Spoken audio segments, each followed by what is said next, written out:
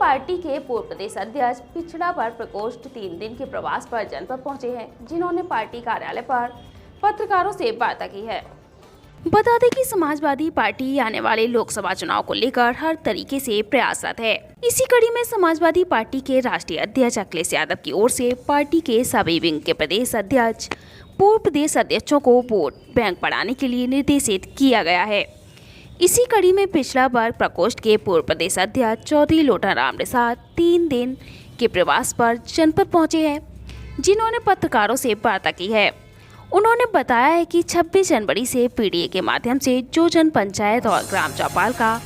कार्यक्रम चल रहा है, इसी कार्यक्रम को और भी प्रभावी बनाने के लिए उन्हें 3 दिन के प्रवास के लिए भेजा गया है। उन्होंने पत्रकारों से वार्ता करते हुए क्या कुछ बताया है, यह जरा आप भी सुनिए। क्या नाम है सर अपना? चौधरी लोटाराम निषाद, पूर्व प्रदेश अध्यक्ष समाजवादी पार्टी पिछड़ा वर्ग प्रकोष्ठ। आज आपके द्वारा सपा कार्यालय पे एक प्रेस वार्ता की गई है, क्या उद्देश्य और किस संबंध में? माननीय अखिलेश यादव जी के निर्देशानुसार जो 26 जनवरी से पीडीए जन चौपाल और पीडीए जन पंचायत का कार्यक्रम चल रहा है और उनके आदेशानुसार 3 दिन के प्रवास पर मुझे मैनपुरी आने का अवसर प्राप्त हुआ और आप लोगों से जो हमारा पीडीए फार्मूला है और जो समाजवादी पार्टी का एजेंडा है मिशन 2024 में एनडीए नॉन डेमोक्रेटिक अलायंस से मुकाबला करने का, उसके संदर्भ में चर्चा करने के लिए आप लोगों को आमंत्रित किया गया है। वर्तमान में भारतीय जनता पार्टी आरएसएस के इशारे पर जिस तरह से संविधान लोकतंत्र की धज्जियां उड़ा रहा है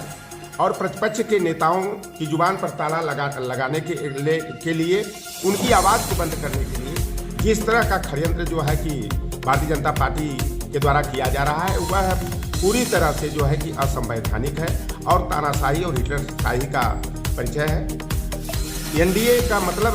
जो पीडीए है, पिछड़ा, दलित, अल्पसंख्यक, आदिवासी आधी आबादी के साथ साथ जो समता, समानता, सामाजिक न्याय में विचारधारा को रखने वाले जो अगड़े समाज के लोग हैं, उनको भी साथ लेकर के साध करके, जैसे माननीय नेताजी चलते थे, चाहे जनेश्वर मिश्रा जी हों, ब्रजभूषण तिवारी जी हों, मोहन सिंह हों, कपिल देव सिंह जी हों, चाहे रमाशंकर कौशिक जी हों, इस तरह की विचारधारा रखने वाले सवर्ण समाज के लोग भी जो है भारतीय जनता पार्टी के अलोकतांत्रिक रवैये का सामना करने के लिए पीडीए फार्मूला को मजबूत करने के काम में जुटे हुए हैं। और भारतीय जनता पार्टी केवल धर्म के मुद्दे पर, राम मंदिर के मुद्दे पर, जो जनता से जुड़े हुए मुद्दे हैं, किसान, छात्र, नौजवानों के मुद्दे हैं, बेरोजगारी के मुद्दे हैं, कमरतोड़ महंगाई के मुद्दे हैं, उनसे ध्यान भटकाने के लिए जो है कभी हिंदू मुसलमान का, भारत पाकिस्तान का, ईद और दिवाली का, और वर्तमान में जिस तरह से कि अर्धनिर्मित मंदिर जो हमारी सनातन परंपरा में यह है कि अर्धनिर्मित मंदिर का जो है कि उद्घाटन नहीं होना चाहिए, उसमें प्रतिमा का प्राण प्रतिष्ठा नहीं होना चाहिए, और सनातन परंपरा में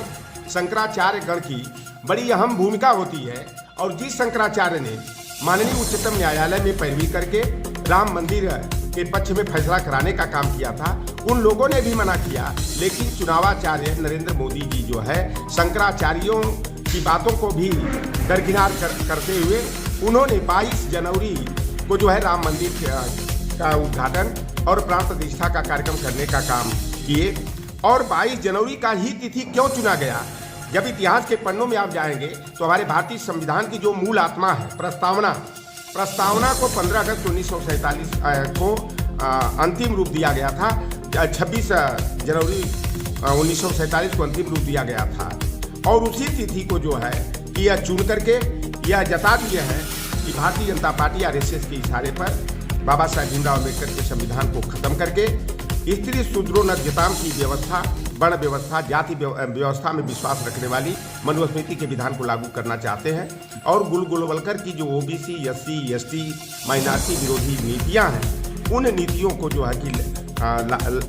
लागू करके bunch of thoughts we are our nationhood defined की बातों को जो है कि आगे करके देश को तानाशाही की ओर ले जाना चाहते हैं। और पूरे देश की अर्थव्यवस्था को जो है कि यह तार करके जितने भी भारतीय बैंकों के हजारों करोड़ रुपया को लूट कर भागने वाले भगड़े हों, या जिनका जो है कि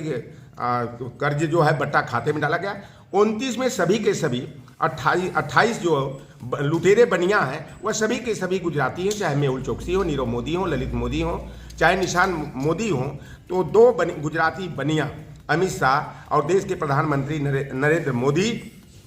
सारे देश के संस्थानों को सरकारी विभागों का निजीकरण करके दो बनिया मित्रों के हाथों सौंप करके देश की अर्थव्यवस्था को तहस नहस करने और निजीकरण के माध्यम से जो संविधान प्रदत्त प्रतिनिधित्व का अधिकार है उस अधिकार से वंचित करने का काम कर रहे हैं। ऐसे में समाजवादी पार्टी जो है भारतीय जनता पार्टी के विजय रथ को 2024 में दिल्ली जाने का रास्ता रोकने के लिए उत्तर प्रदेश में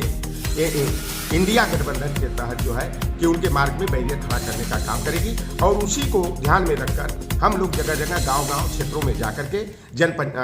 पीडीए जन पंचायत और जन चौपाल के माध्यम से और